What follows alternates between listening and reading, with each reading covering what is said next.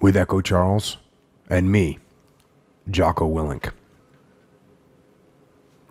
So, several years ago, I was at the UFC. And I've been to a lot of UFCs, love going to watch UFCs, and I've been to, I don't even know how many, but it's many. Many times I was there with fighters that I trained, cornering them, or with fighters that I trained with, and I was watching them. So I've been to a lot of UFCs. And this one in particular, I don't even remember which fight it was and who was fighting or who I was coaching or whatever, but my work for the night was done. And so now it was time to kind of sit back and relax and watch the rest of the fights. And I actually linked up with one of my good SEAL friends who I was in Ramadi with. And we were sitting there having a good time. This is post Ramadi. I think this is around 2007, 2008. So we've been home for a year or two. And we're sitting there watching, enjoying. And all of a sudden, in the arena that we were in, there's big giant screens, and the UFC plays various advertisements in between fights. And normally there's some noise and there's background and there's people who kind of continue with what they're doing. For whatever reason, this advertisement came on and it captured everyone's attention, not just mine. So we're sitting there and all of a sudden, kind of everyone was sort of captivated by this advertisement that came up on the screen. And it was a commercial for a video game. And I'm not a video game player, and I just don't know much about video games. But the video game was called Gears of War.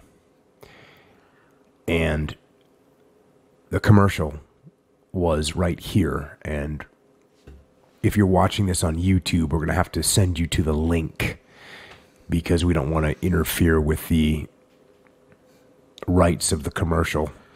So we'll put that in the link on YouTube. But it's a Gears of War. If you type into YouTube, Gears of War, Rendezvous with Death, you will see this commercial. Honestly, as I see this, I'm kind of surprised or shocked and maybe even a little bit embarrassed because something about that commercial hit me in a way that I didn't think that some Hollywood video game commercial producer should be able to do. I felt like that shouldn't be able to happen. And I don't feel like that very often. And so when the fights were over and I got back to my hotel room, and when I got there, I was still thinking about this. I was still thinking about this commercial that I saw. And so I opened up my computer and I Googled Rendezvous with Death. And sure enough, there it was. Not the video game commercial, but a poem, a real poem that was written by a real poet who was a real warrior. And I did some research on him.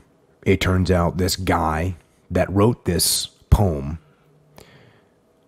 was named Alan Seeger.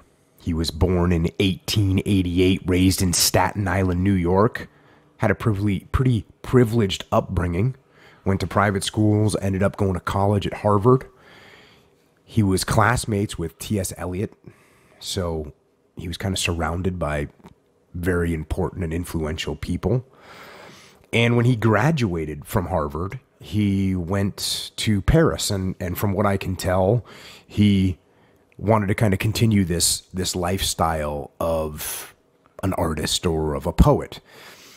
And while he was in Paris, World War I broke out. And on August 24th, 1914, Alan Seeger joined the French Foreign Legion. He wrote in a letter to his mom about this move, I hope you see the thing I do and think that I have done well, being without responsibilities and with no one to suffer materially from my decision. In taking upon my shoulders, too, the burden that so much of humanity is suffering under, and rather than stand ingloriously aside when the opportunity was given me, doing my share for the side that I think right. So this young guy goes off, and he actually wrote a bunch of letters home, and he kept a journal as well, which is very interesting, and perhaps that will become one of our future topics on this podcast. But the poem, which is called Rendezvous, actually is a little bit longer than what they put in the commercial. And I'm going to read the full poem again, written by Alan Seeger. And here it is, Rendezvous.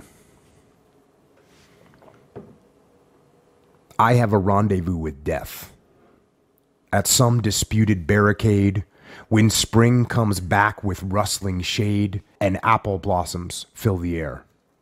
I have a rendezvous with death when spring brings back blue days and fair. It may be he shall take my hand and lead me into his dark land and close my eyes and quench my breath. It may be I shall pass him still. I have a rendezvous with death. On some scarred slope of battered hill, when spring comes round again this year, and the first meadow flowers appear. God knows 'twere better to be deep, pillowed in silk and scented down, where love throbs out in blissful sleep, pulse nigh to pulse and breath to breath, where hushed awakenings are dear. But I've a rendezvous with death, at midnight in some flaming town, when spring trips north again this year, and I to my pledged word am true. I shall not fail that rendezvous. And he did not fail that rendezvous. Alan Seeger was killed in action July 5th, 1916, as he and his unit successfully charged the heavily fortified French village in France called Belloy-en-Santerre. It was during a tactical assault, one of the small fights in what became known as the Battle of the Somme, which resulted in 420,000 British casualties, 200,000 French casualties, and 500,000 German casualties from one battle. Talking a little bit about how he died, this is from a friend of Seeger that was with him during the attack. About 4 o'clock, the order came to get ready for the attack. None could help thinking of what the next few hours would bring. 1 minute's anguish, and then, once in the ranks, faces became calm and serene, a kind of gravity falling upon them, while on each could be read the determination and expectation of victory. 2 battalions were to attack, our company being the reserve of battalion. The companies forming the first wave were deployed on the plain. Bayonets glittered in the air above the corn, already quite tall. The first section, which was Allen's section, formed the right and vanguard of the company, and mine formed the left wing. After the first bound forward, we lay flat on the ground, and I saw the first section advancing beyond us and making toward the extreme right of the village. I caught sight of Seeger and called to him, making a sign with my hand. He answered with a smile. How pale he was. His tall silhouette stood out on the green of the cornfield. He was the tallest man in his section, his head erect and pride in his eyes. I saw him running forward with bayonet fixed. Soon he disappeared, and that was the last time I saw my friend. And that's an excerpt from John Keegan's Face of War. So Seeger was shot in the stomach, and while he bled to death, he reportedly continued to encourage his fellow soldiers to press on. He was posthumously awarded the French Cross of War and the Military Medal. And like many, many soldiers, especially ones from World War I, he was buried in a mass grave